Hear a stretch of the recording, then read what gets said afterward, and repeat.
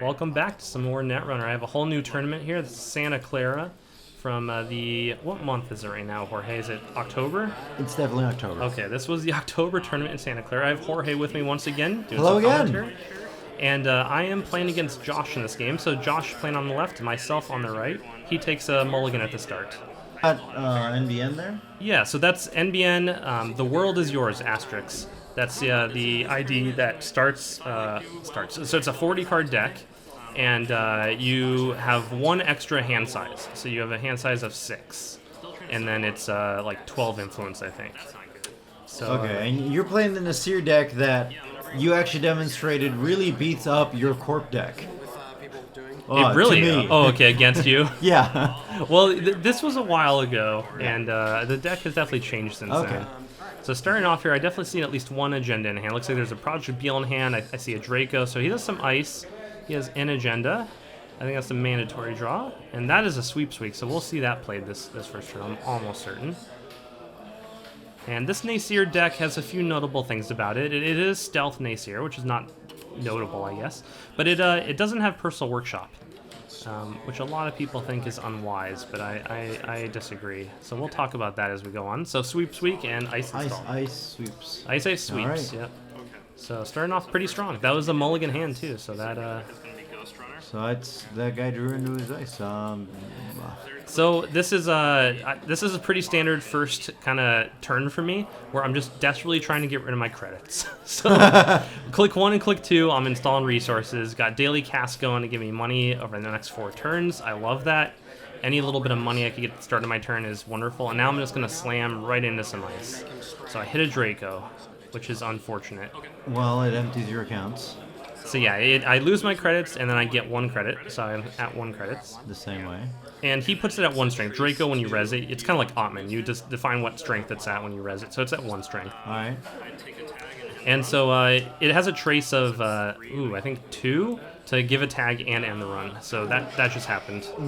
So you're tagged and you have 1 click remaining. Yeah, this is a bad situation for me. You don't have the credits to get rid of that tag. So what I'm doing is I could spend the Ghost Runner credits during this run. So I spend 1 Ghost Runner credit to avoid taking the tag. I see. You, instead of taking the tag, you use it to break. Yeah, so he bumped it up to 3 strength, and I have my 1 Nasir, I had 1 credit, and then I had 3 credits on Ghost Runner. So I was able to spend 1 Ghost Runner credit and avoid taking that tag there. Yeah, and I beat the trace, and I saw a card. So first click he's drawn. Looks like he has that. Looks like that's a Data Raven. So he's already kind of telegraphed that he's tracing. And you drew a card instead of doing hitting HQ last turn. Yeah, that's true. Last click runs are dangerous. I don't want to run into a snare, especially when you see Data Raven, especially when you see Draco there. That implies some Earth Scorching. Yeah, exactly. So I don't want to risk a snare, at least until I know more about what his deck's about here. So I get 2 credits to start my turn with that daily cast, and my first click is just to put down Aesops, which is going to help me. This is like ideal econ here. I'm really happy with this econ so far. Second credit. Wait, what was the? No, that's your second credit. No, you're just. Yeah, I don't. Maybe I drew. You're saying second credit run and deciding where to go. Yeah, so he's deciding. This is like. Okay. Yeah. Okay. So great. So he spends a credit to get a Hunter online. That's going to trace me for 3 and maybe give me a tag. So a lot of tracing going on here. And against Nasir, that's very rough, especially when all these breakers, all this ice is really cheap. Yeah, so I'd much rather be getting money from these runs, but this is how it goes with Nasir.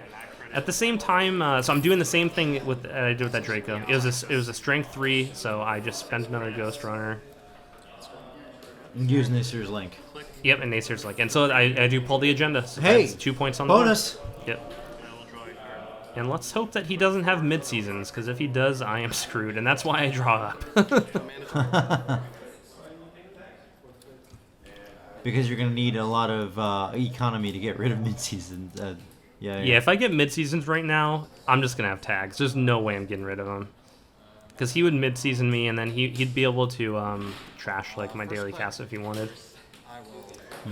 But it's looking like that's not happening. So he was telegraphing an agenda score there, which is why I think the HQ run was pretty good. He had set up that ice the previous turn. So this is Manhunt going down. This is a new current. Plays three credits for it, and it sits out there until I steal an agenda or another current's played. And on successful runs, it's trace 3 to give me a tag. Oh, wow. So it's kind of like paywall, except that them getting credits, it does a trace. Yeah.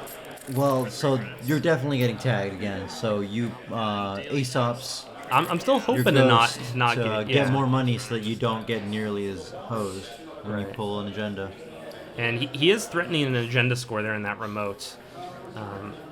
Yeah, especially because he pulled the credit as his last click. Looks like he just needed to get one more credit. So that he could keep the dreaded 4. Yeah, 4 credits is important because if that is, he's threatening a snare with those 4 credits. Yeah. But I think I have a plan here. I'm seeing a lot of tracing ice, and I do have some Link in this Nasir deck. Yeah, but you just got a bunch of money. Why would you Nasir up to that? Wouldn't you spend all your money first? Oh, yeah. I see. You might. No, you don't have any cards that let you spend money on the table though, and you can't play cards out of hand. First click, I'll draw. Well, so you draw a card. Yeah. Oh, that's good. So I have a Parasite I could put down. Yeah, but I do have Link in the deck. The Link in the deck is Toolbox. So if I could build up to 9 credits, I could get a Toolbox down and start just blowing through this ice. This ice will just... If I get up to 3 Link, he's going to have to invest more credits to make these traces relevant. He's not going to want to do that. All right, you go ahead and Parasite. I'll take 2 credits. So I guess you haven't drawn... you haven't drawn your Toolbox. Yeah, I don't have a Toolbox. But what's interesting about this play here is what I'm doing is I'm letting him... If he wants to score that agenda, he can do that. Like, that's an option for him, if that is an agenda. If he does that, that Parasite's going to blow up the Draco.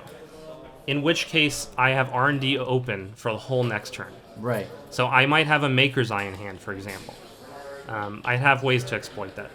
So I'm giving him an option right now. And it looks like the first click, I think he just drew up. So he might be looking for some ice to put down to overwrite that R&D.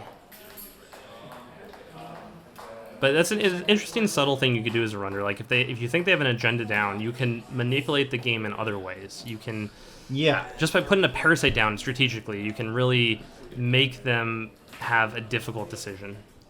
Because he has to. He at this point, it would expose him.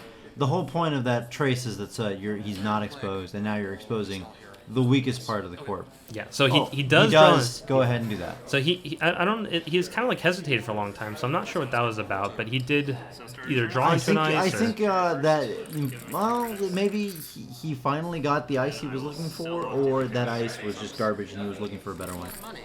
Okay, right. So I triggered Daily Cast, and then I and triggered Aesop's to sell the Daily So now you can get out your Toolbox. Yeah, if you've got it. Survey says Toolbox. Yeah. So this is kind of incredible. Like at this point in the game, this early, that all my econ came online, and I got a Toolbox up. In this matchup is all really good. The Toolbox is plus 2 Link, plus 2 memory. Plus 2 recurring credits for Nasir, the man who loses his money every single day. Exactly. This is perfect. And now I'm going into R&D. Yeah, you are.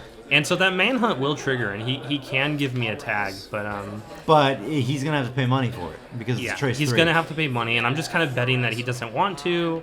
I do have 1 credit as well. Well, also it's gonna be tough if he reses. He might not have the money to pay. He might not, and he might give me the money I need to fight the trace. Exactly. But he's. Okay. Yep. Yeah. So definitely he's. So that's unlucky. Yeah, and that makes the Manhunt go away as well. But at this point, the Manhunt just wasn't going to be that relevant. Yeah. So the Manhunt doesn't actually trigger? It's trace 3, but he decided not to pump more money into it. Really? Yeah. Well, because he only has 4 credits, and he'd have to spend 2 credits to give me a tag. His econ is just not. His econ's not coming online. That's a good point. That might be why he mulliganed in the first place, and it might have screwed him. Maybe that's what he's looking for. He just doesn't have the econ to do anything right now. Yeah, I think he's only he had that first sweeps week, but other than that, we've not seen any econ. So Yeah, I don't know what's going on here. Wow, he just trashes that ice. Yeah, Well, so he- that ice was useless to Well, him. that ice was probably another trace. That ice was maybe another hunter, or possibly another Draco. Like he was really hesitating to even use it. So. Right, now he's definitely threatening an agenda there. Yeah, because what he's threatening is an upgrade. I don't know what upgrade that would be. It's really... my guess would be there's an upgrade called Bernice Mai that runs like a Trace 5 when you get a successful run on the server to give you a tag. Mm-hmm. So that would be my bet. Okay, so second click, I'm taking the bite. Yeah, first click. What did you do there? So that's self-modifying code down. Okay. Okay, so perfect. This is installed self-modifying. So this is Data Raven. Data Raven. So that does give me 4 credits. Now I could spend those credits on self-modifying, but I probably won't. And he's down to 1 credit. So even if he has an agenda back there, he's not going to be able to score it. So I've bought. And you have enough credits to get rid of your the tag that Data Raven's going to do if you advance. So you go ahead and advance, giving yourself a tag. Exactly. And now the trace runs. It is a Trace 3, so he could put a credit into it, but then I just spend a credit. Do you want to res anything? Okay. So I'm getting in. I'll trash. You access and trash. trash. That was a Melange Mining Corp. So there's his economy. His economy. Ooh. Yeah. And then I couldn't tell what that upgrade was. But yeah, Melange, that would have been pretty devastating if I didn't trash that this turn. That would have been just super econ for him. And he'd also, like, having Melange behind Data Raven's really good because you can threaten that tag on Data Raven with the money you're getting from Melange. Yeah. So that what is Melange is just a click for money? You spend 3 clicks and you get 7 credits. Ah. So it's a lot of money. So I am running R&D, and I don't see anything. Yeah, he's... Good God. He's got real problems now. Yeah, a sweep would help him right now. It looks like I might only have 3 cards in hand, though, so... Yeah, he just needs to... He's got 4 cards in hand. He's just taking... That's exactly what he needs to do. He needs to take money, yeah. But also something here I'm kind of ignoring is that HQ at this point is basically wide open. Yeah. He's unlikely to invest in that hunter, at least not much. Especially given how much money he doesn't have. Yeah, running on HQ right now, you should be able to kind of just run on everything. But well, then again, last turn you spent gearing up for that run on that remote. So now you're running on R&D. All right, that one will stop me. That one will stop you. Yeah. I go up to 2 credits, but yeah, I don't have a way to get through it yet, so that's something I don't have to build up to. All right, you cleared your tag as your last click last turn. Yeah. So, the remote I don't care about. That's something. Yeah, so you got to go into HQ at this point, right? That's what's going on. Yeah. I wish I had a data sucker down at this point, just to make these runs. Or an imp. I think this tournament I did have an imp in the deck. Which I used to pretty good effect. But yeah, an imp would be pretty great as well. So I still don't really know what his plan is yet. He has a lot of tags, but I have to assume Scorched Earth. It's just a lot of influence for... The World Is Yours only has 12 influence. These are for using icebreakers. Yeah, like it seems like he really is looking... What's that card called again? It's... Mid-seasons. He really is looking to get mid-seasons replacements to get all those tags in one go, and then start using psychographics and other cool stuff. But he can't get the tags up. He can't get the. It sure is. He can't get the money going. Yeah, he's deciding if he wants to overwrite Hunter. I think that is. Yeah, that's the right play because you kind of don't care about his choices anymore. Yeah, so he does make the right call there. Okay, and getting some more credits. Yep. So definitely telegraphing that he has stuff in HQ right there. Yeah, because he had to defend himself from it? Yeah, my guess would be that that's probably another wraparound there. Yeah, I mean, he didn't have any protection against HQ, so it makes sense that he would ice it up. And do you have good breakers in this deck? Yeah. That you need to look for right now? Oh, I see. You're using self-modifying code to go ahead and... So you just trash it. I just sold it off, yeah. Wow.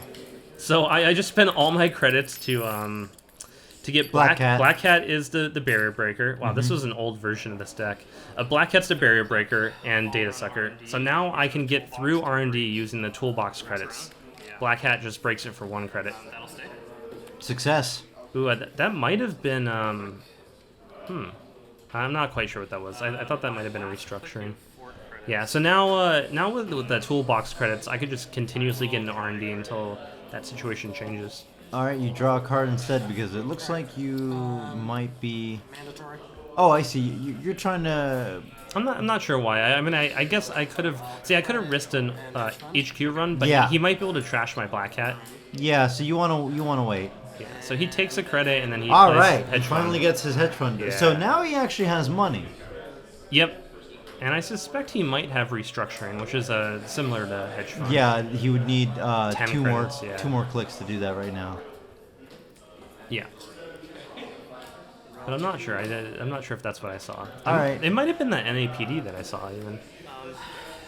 Yeah, I think I saw. Yeah, I saw an NAPD. 3. Oh, some Maker's Eye coming in. So I take 2 credits and I play Maker's Eye. I break with the toolbox, get a Data Sucker, and look at 3 cards. 1, 2, and 3. Anything? and that's a Jackson Howard. I couldn't tell the first 2. The third one's Jackson Howard. No agendas though. You can't trash cards from R&D when you access them? You can, but I don't have any credits to trash. Which this is I thought often. Jackson Howard is free to trash. No, he's 3. Ah. Yeah, Jackson Howard's free to res, but yeah, this is the problem I I always was get them backwards. having with Nasir. Yeah, with Nasir, like, your economy, you don't have any of the good economy that you can use once the whole, I have economy, let's build more economy. Yeah. It could get rough in a late game with Nasir. Nasir, like, I like that I scored the 2 agendas early, but I really need to seal this game up soon. Very soon. Things can turn on me. The corp, especially now that the corp is having more and more money. Yeah, that's bad for me. Although at this point, maybe at the start of your turn, you should actually do an HQ run and then Yeah, and then start R&Ding. that would be good. I mean, the only risk is I could get a program trashed, which would not be great. That's true. Yeah, it would kind of suck to lose that Black Cat right now. But you do have Data Sucker, so you have a lot of. Yeah, wraparound is 7 strength unless if you have a barrier breaker out. Oh, okay. So you need a lot of data. And he has the money to pay to bring a wraparound online. Yeah, wraparound's just a couple of credits to res. Okay, so he's. I wish I remembered what that upgrade was on that server. Well, I can't. Oh, you know what? That's a SanSan. I'm almost certain that's a SanSan. So I just I do the same thing. Maker's Eye, because he did draw up on his turn. So I think I've seen that first card. That's the Jackson Howard, probably. So there's an agenda. Ching. And Survey says. that's game. Agenda game. So yeah, I think Yeah, I think that was That's what you probably had to do. was that the NAPD down there? No, I think he had an agenda down there. I think that's an agenda on top of the SanSan. So he might have been scoring out. And he had a Scorched Earth there. Yeah, he did have the Scorched Earth. But he didn't have. He never had the money. Oh, he was getting ready to scorch me that turn. So he was about to win, because he had I think he had 2 Scorched Earth in hand, and then I don't know if he would have won. If I went below 4 cards, I would have lost. I think I was below 4. I think I was going to end my turn in 3 cards. Then what he was going to do is advance the breaking news twice, which gives me 2 tags, and then he was going to scorch me to death. Ah. So that game didn't look that close, but he had the win on the table. He had the win on the. Yeah. Wow. And Well, he drew in. He drew into a win that I feel like. I feel like you would have been expecting it, except what you ended up doing instead was, just saying, okay, I need to finish this game. Yeah. And that did demonstrate to be the correct move. Yeah, it ended up working out. I'm not quite. It depends how many cards I had there at the end. I think I would have, like, if maybe I could have used my last click to draw a card, then I would have been safe from that Scorched Earth play. I'm not sure how many cards I had in hand at that point. I hadn't done a lot of drawing up recently, and I played those 2 Maker's Eyes, you know. But anyway, I think that was a close game in the end. But some risky play there from Nasir ended up working out. So get another game started here, but we'll end this clip. As always, thank you for watching.